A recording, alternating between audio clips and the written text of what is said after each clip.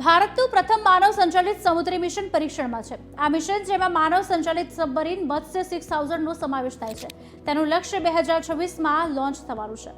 મત્સ્ય સબમરીન 6000 વૈજ્ઞાનિકોને 6000 મીટર ઊંડાઈ સુધી લઈ જઈ શકશે। જો સમુદ્રયાન મિશન સફળ થશે તો Bharat United states, Russia, France, Japan અને ચીન જેવા દેશોમાં જોડાશે, જેમની પાસે ઊંડા સમુદ્રમાં સંશોધન ક્ષમતાઓ છે। શું તમે જાણો છો કે સમુદ્રયાન મિશન શું છે, તેની વર્તમાન સ્થિતિ શું છે અને ભારત માટે શું પ્રાપ્ત કરશે? આજે આ જ વિષય પર વધુ જાણવાની કોશિશ કરીશું। સમુદ્રયાન મિશન શું છે, પહેલા તે જાણીએ। સમુદ્રયાન મિશન ભારતનું પ્રથમ માનવ સહિત ઊંડા સમુદ્ર મિશન છે। 3 વૈજ્ઞાનિકોને પાણીની અંદર લઈ જવા માટે એક સબમર્સિબલ મત્સ્ય 6000 બનાવવામાં આવી રહ્યું છે।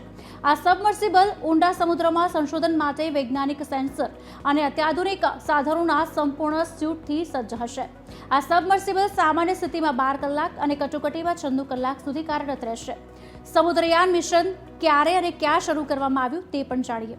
દેશનું પહેલું સમુદ્રયાન મિશન 2021માં પૃથ્વી વિજ્ઞાન મંત્રાલય દ્વારા શરૂ કરવામાં આવ્યું। તેનું નેતૃત્વ ચેન્નાઈ સ્થિત national institute of ocean technology દ્વારા કરવામાં આવે છે।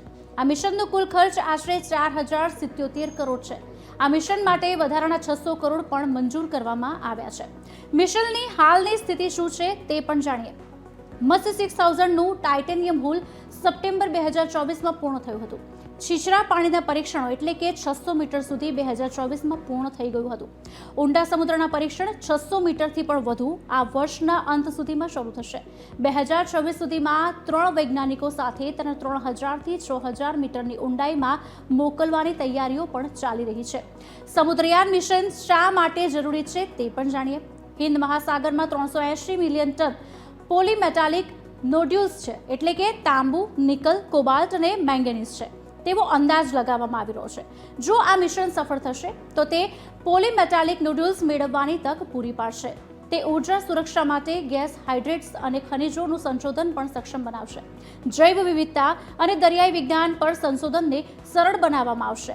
અમેરિકા, રશિયા, ફ્રાન્સ, જાપાન અને ચીન પછી ભારત 6થો દેશ બનશે જે આટલા ઊંડા સમુદ્રમાં માનવ મિશન મોકલશે।